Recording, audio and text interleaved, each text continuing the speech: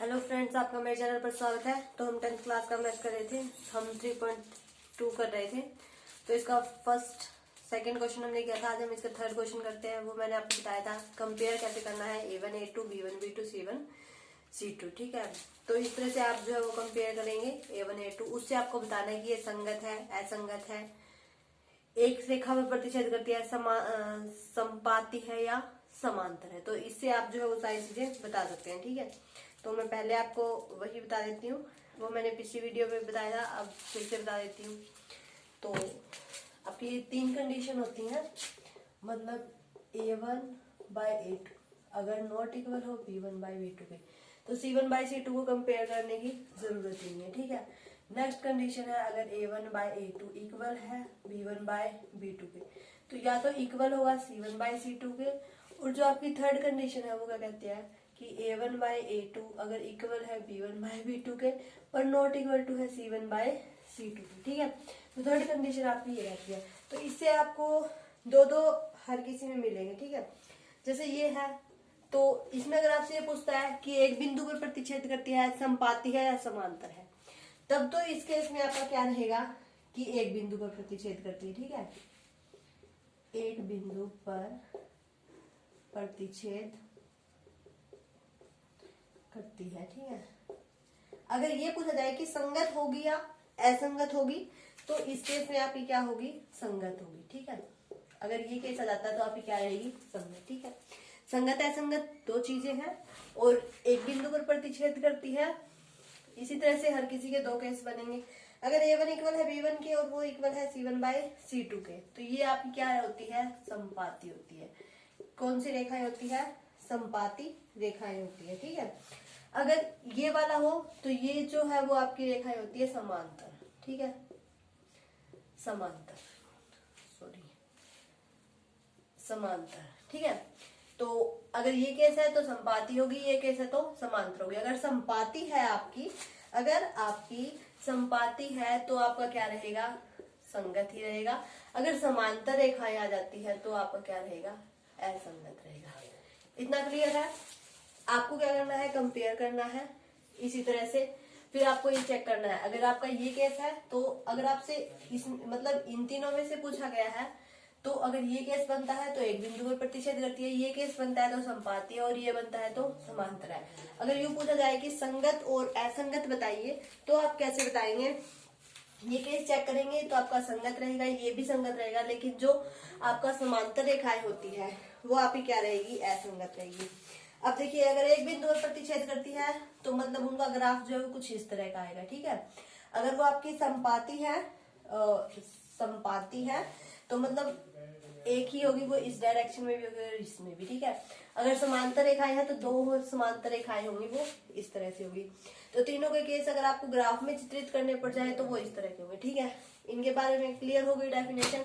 अब हम क्या करते हैं, क्वेश्चन शुरू करते हैं। ठीक है, कैसे कंपेयर करना है, देखिए क्वेश्चन स्टार्ट करते हैं। जैसे आपके इसके फर्स्ट पार्ट है उसके 3 क्वेश्चन दिए गए हैं, मतलब जो थर्ड क्वेश्चन, थर्ड नहीं सेकंड ही क्वेश्चन है आपका। सेकंड क्वेश्चन के आपके 3 पार्ट दिए गए हैं। ठीक है, तो देखिए फर्स्ट पार्ट दिया गया है 5x minus 4y plus 8 is equal to 0, और 7x plus 6y minus 9 is equal to 0। ठीक है, इसका सेकंड पार्ट है आपका 9x plus 3y is equal to 12, sorry plus 12 is equal to 0, और 18x 6y plus 24 is equal to 0। Next third part आपका दिया गया है 6x minus 3y plus 10 is equal to 0, और 2x minus y plus 9 is equal to 0। तो इसमें हमें बताना है कि एक बिंदु पर प्रतिच्छेद करती है, संपाती है या समांतर है। तो आपको कंपेयर किससे करना है, देखिए मैं एक बार यहाँ लिख देती हूँ, A1x A2y, ठीक है, नहीं A1x B1y plus C1 is equal to 0, A2x B2y plus C2 is equal to 0। ये दो इक्वेशंस है, इनसे हम सबको कंपेयर करना है। जो आपका x का कोफिशिएंट होगा वो आपका क्या होगा, a1 होगा। नीचे वाले में जो x का कोफिशिएंट होगा वो a2, y का coefficient b1 b2 c1 c2, तीनों को क्या करना है, इसी तरह कंपेयर करना है। ठीक है, तो इस तरह से हमारा a1 क्या गया 5 और a2 क्या आ गया 7। ठीक है, b1 क्या गया -4, b2 आपका क्या गया 6, c1 क्या गया 8 और c2 क्या गया -9। क्लियर है। इसी तरह से इनके कर लेते हैं हम। a1 आपका क्या गया 9 और b1 आ गया 3, c1 आ गया 12, a2 आ गया 18, b2 आ गया 6 और c2 आ गया 24। इसी तरह से कंपेयर कर लेते हैं। a1 6, b1 -3, c1 10। अगर -3 है तो माइनस लेना है, साथ में माइनस को नहीं छोड़ना है। a2 2 आ गया, b2 -1 आ गया और c2 आपका 9 आ गया। ठीक है, हो गया। अब हमें क्या करना है, a1 bye a2, b1 by b2, c1 bye c2, इससे कंपेयर करना है। ठीक है, तो आपका a1 बाय a2 यानी कि 5/7, b1 बाय b2 यानी कि -4/6 और c1 bye c2 is equal to -8/-9। तो ये तो आपका करता है 2 2 4, 2 3 6। तो ये आपका क्या गया 5/7 इजिकल टू -2/3। जब आपका यही नॉट इक्वल टू आ गया तो इसे तो कंपेयर करने की जरूरत ही नहीं है। अब इसी तरह से कीजिए 9/18, 3/6 और 12/24। 3 3 9, 9 2 9 1 9 और 9 2 3 1 3 3 2। तो ये आप आ गया 1/2 इक्वल 1/2 इक्वल 1/2, यानी कि a1 बाय a2 इक्वल आ गया b1 बाय b2 के। ये दोनों इक्वल है तो थर्ड को कंपेयर करेंगे तो वो भी आपका क्या आ गया, इक्वल आ गया c1 बाय c2। नेक्स्ट करते हैं 6/2 -3/-1 और 10/9। तो 2 3 6 कैंसर, यानी कि 3 इजिकल टू 3 इजिकल टू 10/9। तो इससे क्या पता चलता है कि a1 बाय a2 इक्वल है b1 बाय b2 के, but does not equal to है c1 बाय c2 के।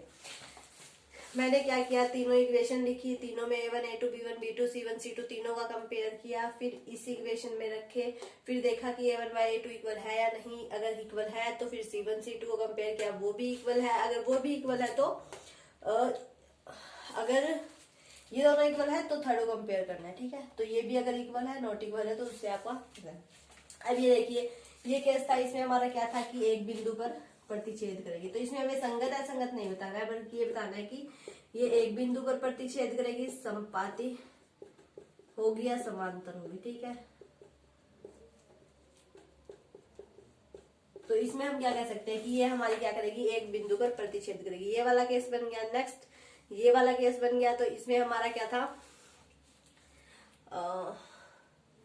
इसमें हमारा समपाती था क्या, और ये था आपका समांतर। ठीक है, तो ये आपकी क्या बन गई, समपाती, और ये बन गई आपकी समांतर।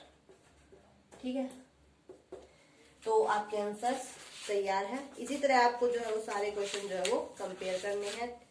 ठीक है, अब नेक्स्ट क्वेश्चन में आपको क्या दिया गया है, क्वेश्चन ऐसे ही है, लेकिन आपको क्या करना है कि कंपेयर करके ये बताना है कि संगत है या असंगत है। ठीक है, उसके एक दो पार्ट में करा देती हूँ, आप खुद से ट्राई कर लेना।